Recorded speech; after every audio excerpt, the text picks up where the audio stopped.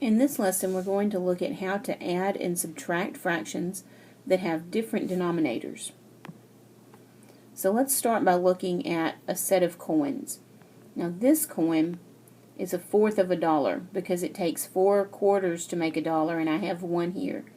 And these 3 coins are 3/10ths of a dollar because it takes 10 dimes to make a dollar, but I have 3 of them here.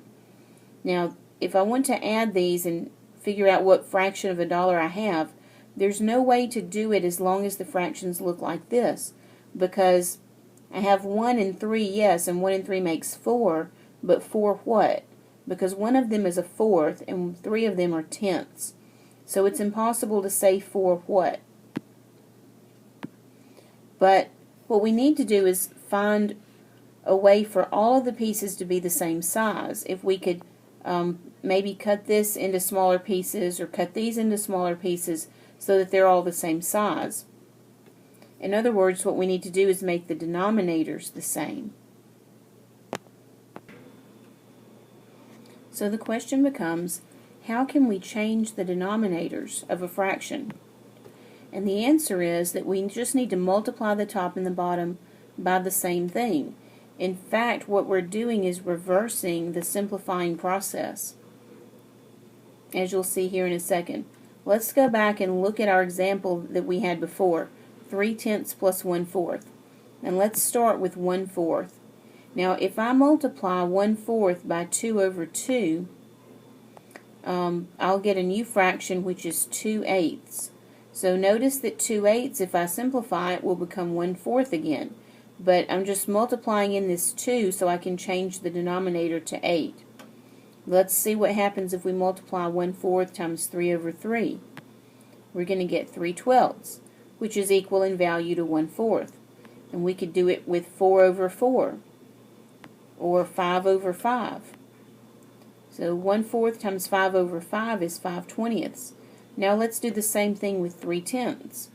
If I do 3/10ths times 2 over 2, I get 6/20ths.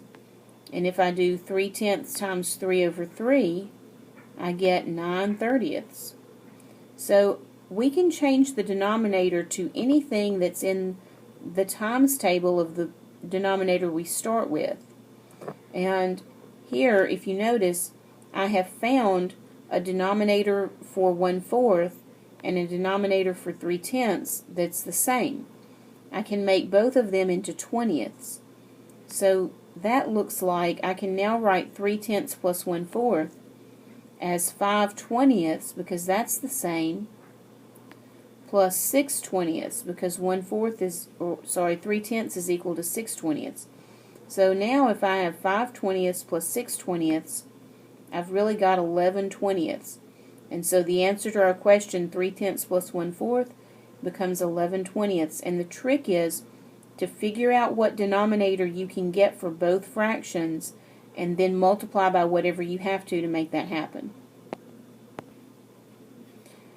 Now notice that the new denominator must be a multiple of the old denominator.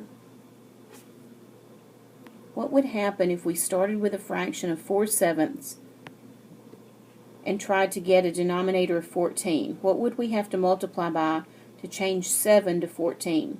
Well, clearly 2. If you multiply the bottom by 2, you got to multiply the top by 2 as well. And so 4/7 becomes 8/14. We can do the same thing if we pick out a denominator of 35. If I start with 7ths and want to make 35ths, what do I have to multiply by? Well, 7 times 5 is 35, so I better multiply the top and the bottom by 5. That'll give us 20 over 35. But what if I want to start with 4/7 and I want to end up with a denominator of 10? See, there's nothing to multiply by here because there's no whole number that I can say 7 times this number equals 10. So I won't be able to get to change 7ths into a denominator of 10. And what we find out is I can get to any denominator that's a multiple of 7, but I can't get to a denominator that's not a multiple of 7. Now let's see if we can use that idea to add 4/5 plus 1/3. Okay, What's a number that's in the times table for 5 and the times table for 3? Well, I think 15 would be what's in both times tables. So our first step is to choose a new denominator. We call that the LCD, for least common denominator, meaning the smallest denominator that they share. And so let's use 15. What I do is I look at my two denominators that I have, and I pick out a new one, and I go ahead and write that down. So now I'm going to look just at the first fraction, and I'm going to say, what do I have to multiply by 5 in order to make it become 15? So multiply each fraction by whatever it takes to get the new denominator. And in this case, for this fraction, it's 3. Because 5 times 3 will make 15, and therefore my new top number is 4 times 3 is 12. Now let's do the same thing for the second fraction. I have a 3. I want it to be a 15, so I have to multiply by 5, and therefore my new top number will be 1 times 5, which is 5. And now we're going to add, because now these are the same denominator. So 12 plus 5 makes 17. I get 17/15, and I'm going to leave it in improper form because my problem did not contain any mixed numbers. So I will reduce first if possible, but I will also convert to mixed numbers only if required. Now let's add or subtract these next few examples. Okay, I'm starting with 2/3 plus 5/8, and I'm going to look at both denominators and see what is the smallest thing that's in both times tables, and the smallest number that's a multiple of both of these, and I come up with 24. So I'm going to write down my 24 denominators, and then I'm going to pick, what do I have to multiply times 3 to get this 24? Well, I have to multiply by 8. So my new top number is going to be 2 times 8, which is 16. Now here, I've got eighths, and I want it to become a 24. So I'm going to have to multiply by 3, or 3 over 3. So my new top number is 5 times 3, which is 15. Now let's add 16 plus 15 is 31, and of course the denominator stays 24. Okay, new example. 5/6 plus 3/4. So the reason I chose this example is a lot of people ask me, can we just not choose the new denominator by saying one denominator times the other, like we did here? 3 times 8 is 24. Well, that's not always the best choice, because 6 times 4 is 24. But if you think about it, there's a smaller number that's in the times table for 6 and the times table for 4 that would work. And that number is 12, because 12 is in both, is a multiple of each of these. And of course that's smaller than 24. The smaller you can keep your numbers, the better off you are. So let's use 12. Now 6 times what makes 12? Well, 6 times 2 makes 12.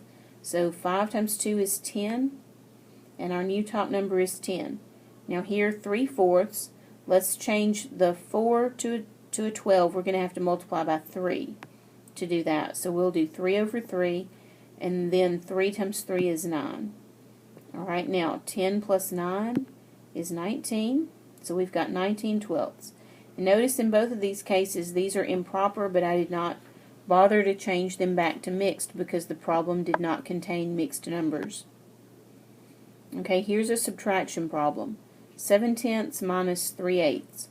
So think about the times table for 10 and the times table for 8, and what's the smallest number that they both have? It's not 80, it's 40.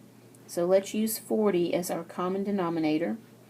Now, 10 times what makes 40? I'm going to have to go with 4, so my new top number is 28. And on this one, 8 times what makes 40? Well, 8 times 5 is 40, so let's multiply this one by 5 over 5, and our new top number is 15. So now we'll do 28 minus 15, which will give us 13. And so this subtraction problem gives us an answer of 13/40. Now, it's not always necessary to multiply both fractions by something. Sometimes you can get away with just one. Like in this example, 7/10 minus 1/5. Notice that 10 is a multiple of 5. So I can use 10 as my common denominator. And therefore, if I'm keeping the 10, I can keep the 7 as well. But if I'm going to change these fifths to tenths, I'm going to have to multiply this by 2 over 2. So the 10 didn't change, therefore the 7 doesn't change. But on the 1/5 fraction, I had to multiply by 2 to get the denominator I wanted. So I had to multiply the top by 2. 7/10 minus 2/10 gives us 5/10. And 5/10 simplifies to 1/2. Now let's look at 11/15 minus 3/10. So in this case, well, 15 is not a multiple of 10, but I can make both of these have a denominator of 30. If I multiply 15 times 2, that will make me have a denominator of 30, and the top then becomes 22. If I multiply this fraction by 3 over 3, 10 times 3 gives us the 30 that we want, and the new top number will be 9. Okay, now 22 minus 9 is going to give us 13 over 30, which cannot be reduced. So we're finished with that one. Let's look at 3/8 plus 5/2. So now notice that 8 is a multiple of 2, so I can use 8 as my common denominator. That means that 3/8 can stay 3/8, but for 5/2 I'm going to have to multiply the top and the bottom by 4, because 2 times 4 gives us 8. And my top number here stays 3 because the denominator didn't change, but the top number here will become 20 because we multiplied both numbers by 4. Alright, now 3 plus 20 is 23, so 23/8. Now, as usual, you always want to change your mixed numbers to improper fractions, and this has held for every mixed number problem that we've done in the entire section. So let's look at our first example. 2 7/15 minus 1 4/5. So we always first change everything from mixed form to improper fraction form. So 2 7/15, 2 times 15 is 30, and 30 plus 7 is 37. Bottom number stays the same. 1 4/5, 5 times 1 is 5. Add the 4, you get 9/5. So we're not quite ready to subtract yet because we see that the denominators are not the same. We never add or subtract until the denominators are equal. So I see that this denominator, the 15 denominator is a multiple of 5, so I can use 15 as my common denominator. That means since the 15 didn't change here, the 37 won't change. But 5 times 3 is 15, so that means the top is going to have to be 9 times 3. It's 27. So we end up with 37/15 minus 27/15. That gives us 10/15. And 10/15 simplifies to 2/3. Here's a new example. 3 1/6 minus 1 11/12. So first, let's change everything to improper fractions. That's going to give us 19/6 minus 23/12. Now before we subtract, we make sure that the denominators are the same, and these are not.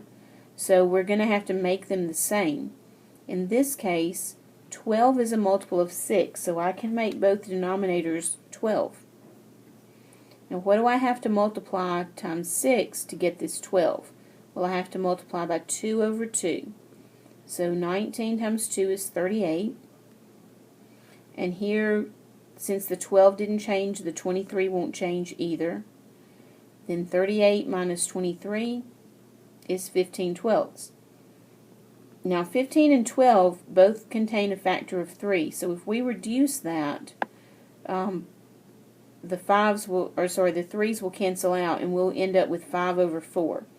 And this is improper, and we can't leave it improper in this case because this was a mixed number problem. So 4 will go into 5 one time with 1 left over.